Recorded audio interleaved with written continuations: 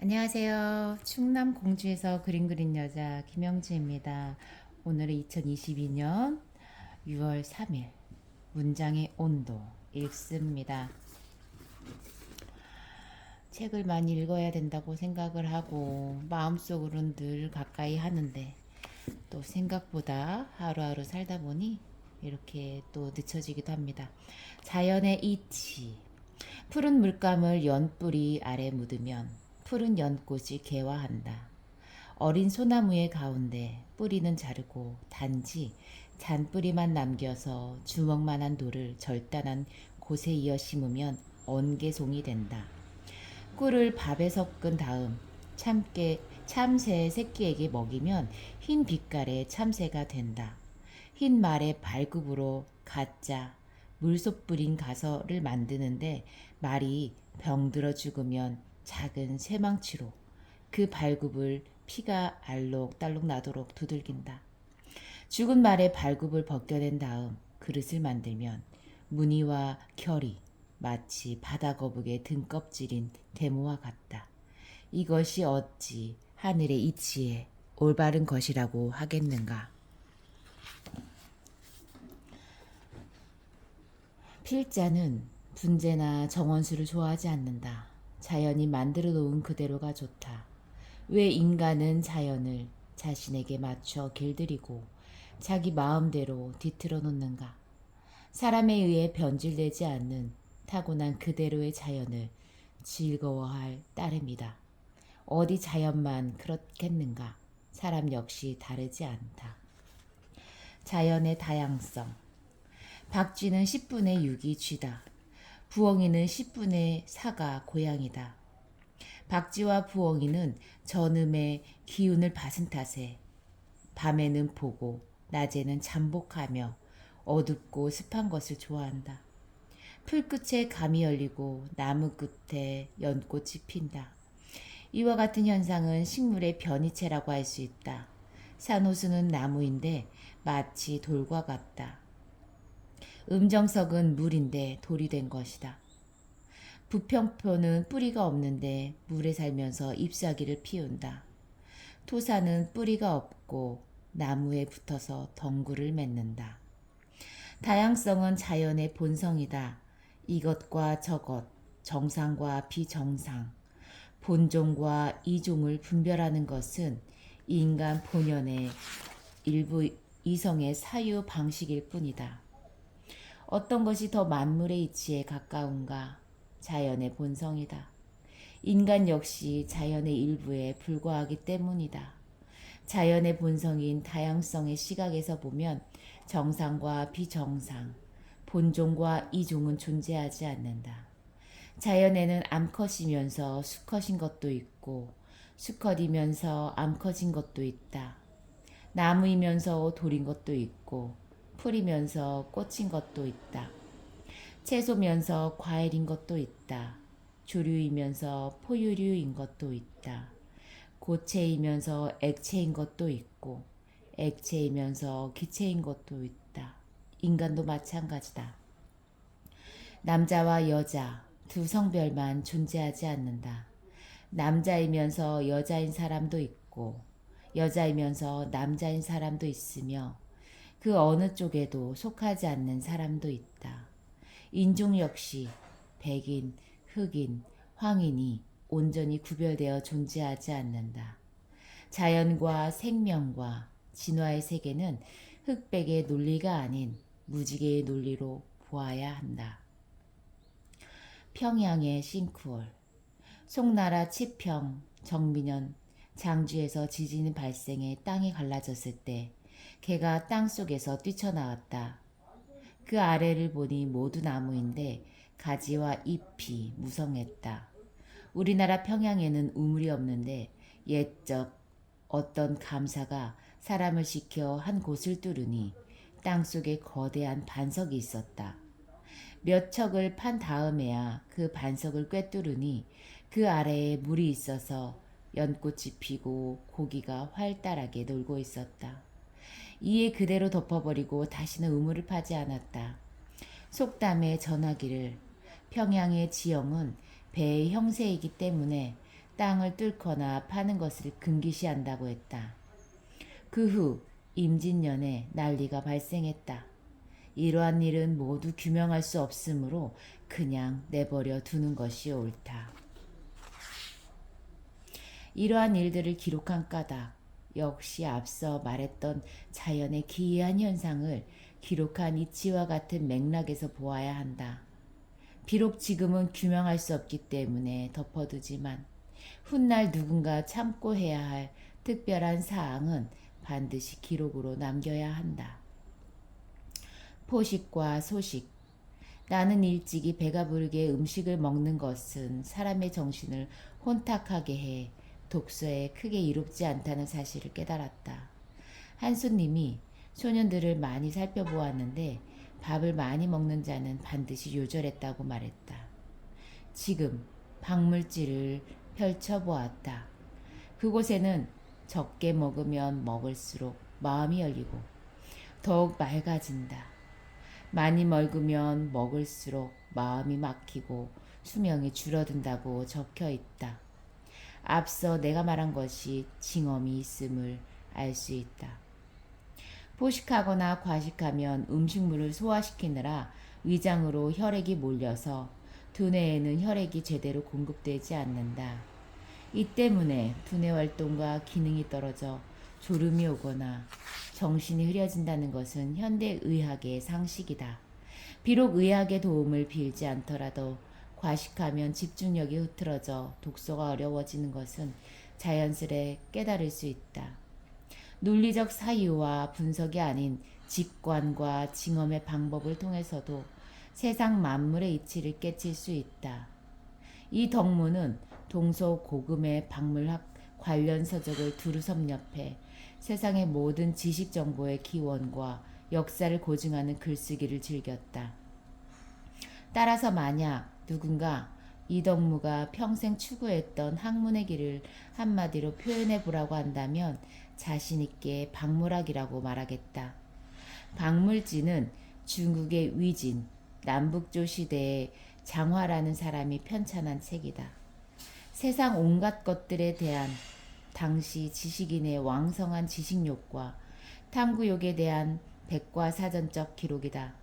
이 덕무는 3세기 말 무렵 편찬된 고대 중국의 박물지에서부터 명나라 말기인 1607년 왕기가 편찬한 최신의 백과사전인 삼제도회에 이르기까지 중국의 박물학 서적을 폭넓게 읽었다.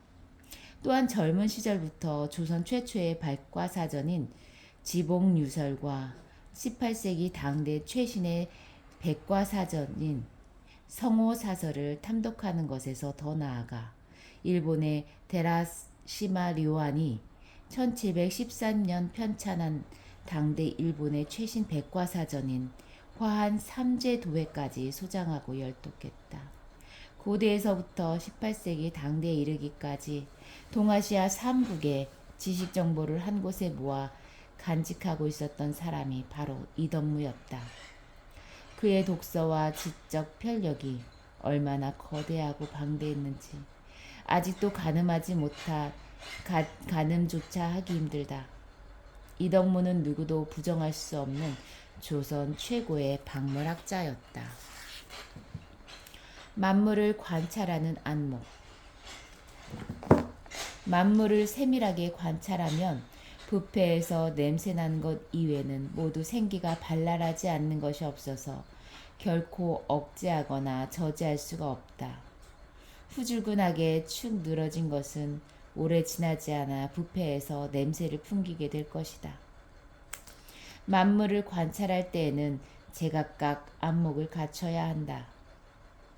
나귀가 다리를 건널 때에는 오직 귀 모양이 어떻게 변하는지 살펴봐야 하고 집 비둘기가 마당에서 거닐 때에는 단지 어깨쭉지가 어떻게 변하는지 살펴봐야 한다. 매미가 울 때에는 오직 가슴 모양이 어떻게 변하는지 살펴봐야 하고 붕어가 물을 삼킬 때에는 오직 뺨이 어떻게 변하는지 살펴봐야 한다. 이것은 모두 제각각 그들의 마음과 정신이 밖으로 드러나는 곳으로 지극히 묘한 이치가 담겨 있다고 하겠다. 자연의 본성은 다양성과 차이를 소중하게 여긴다. 인간 세계와 자연 만물과 천하 우주를 관찰해 보면 유사한 것은 있어도 똑같은 것은 단 한 가지도 찾을 수 없다. 그렇다면 모두 제 나름의 안목을 따로따로 갖춰서 관찰할 줄 알아야 한다. 예를 들어 보자. 나귀가 다리를 지나갈 때에는 귀가 어떻게 변하는지 보면 된다. 옛날 다리가 지금의 철근 콘크리트 다리처럼 튼튼했겠는가? 나무를 얼기설기 엮어놓은 다리는 항상 삐걱거린다. 만약 나귀에 사람이 타고 있거나 짐을 잔뜩 실었다면 금방이라도 무너질 듯 더욱 삐걱거리고 흔들렸을 것이다. 이때 나귀가 어떤 상태인지는 다른 것은 볼 필요도 없이 귀만 보면 된다. 물에 빠질지 몰라 공포와 두려움에 떠는 감정 상태를 쫑긋 세운 뒤 귀 모양의 변화를 읽을 수 있기 때문이다. 비슷한 이치로 붕어가 물을 삼킬 때에는 그 뺨 모양만 봐도 생기가 넘치는지 그렇지 않은지 단박에 알 수 있다. 세상은 둥글다. 하늘이 낳은 만물은 그 형체가 둥근 것이 많다. 사람과 금수가 지니고 있는 구멍, 사지의 마디, 초목의 가지, 나무 그루와 꽃의 열매, 구름과 우레, 비와 이슬이 모두 그렇다. 다른 해가 둥근 것을 표준으로 삼고 해는 하늘이 둥근 것을 표준으로 삼으며 물은 달과 해와 하늘 세 가지를 표준으로 삼아 만물을 생장시키고 만물은 달과 해와 하늘과 물 네 가지 둥근 것으로 표준으로 삼으니 둥근 것이 대부분이다. 물을 어찌 둥글다고 하느냐 하겠지만 수은이나 물방울이 모두 둥글어 돌을 물에 던지면 물결이 마치 호랑이 눈동자처럼 굽이치게 된다. 사람과 금수의 눈동자도 물의 정수를 응결해 해와 달을 표준으로 삼았기 때문에 가장 둥근 것이다. 유학의 전통적인 천지관과 우주관은 천원지방이다. 하늘은 둥글고 땅은 평평하고 네모지다고 생각한 것이다. 그 땅의 중심에 중국이 있으며 세계는 중화와 이적으로 구성되어 있다. 땅은 움직이지 않고 하늘이 움직인다는 서양의 천동설과 유사하다. 그런데 이덕무의 절친한 사후 중 한 사람인 홍대용은 땅은 둥글고 스스로 움직인다는 지전설을 주장했다. 땅이 둥글기 때문에 세계의 중심은 중국이 아니다. 왜냐하면 네모진 곳에서는 중심이 존재하지만 둥근 곳에서는 관점에 따라 어느 곳이나 중심이 될 수 있기 때문이다. 중화와 이적, 중심과 주변의 오래된 사고방식은 이제 전복되어 해체된다. 만물의 형체는 둥근 모양이 많다. 이덕무의 말에서 자연과 우주와 세계를 새롭게 바라보기 시작한 18세기 지식인의 새로운 사고를 발견할 수 있다.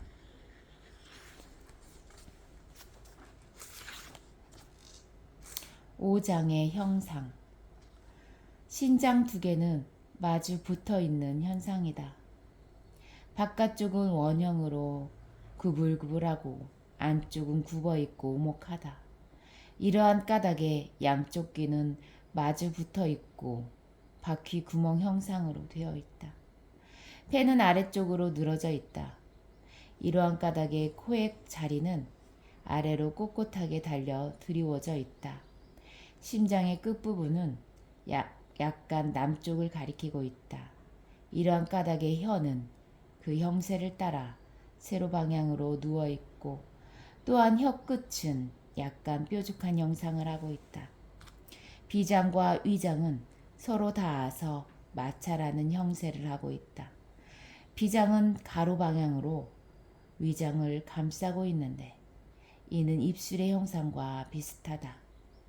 간에는 모서리가 있다.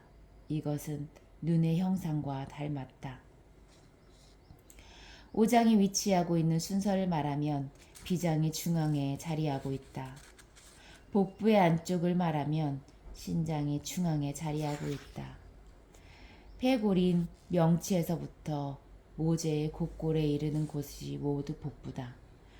배꼽은 한가운데 자리하고 있다. 배꼽의 바로 뒤쪽에 자리하고 있는 신장과 서로 바라보고 있다. 돼지 사람이 처음 형상을 이룰 때 하고 곧 태반이 먼저 응결한다. 그 중앙에 한 개의 줄기가 돌출해 생성되었는데 이것이 바로 제체, 곧 탯줄이 된다. 탯줄 중앙에 하나의 점인 정혈이 있는데 이것이 바로 신장이 된다. 그 다음 차례로 비장이 되고 간이 된다. 이렇게 신장은 배꼽과 더불어 서로 안과 밖으로 마주하고 있다. 지금 시간은 6월 3일 오전 9시입니다. 어제 무리를 했는지 목이 쉬고 조금 컨디션이 저조합니다.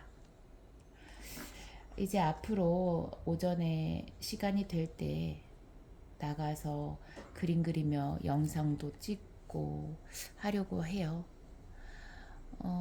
이제 삶을 살아가면서 저는 기록을 하는 걸 좋아하는데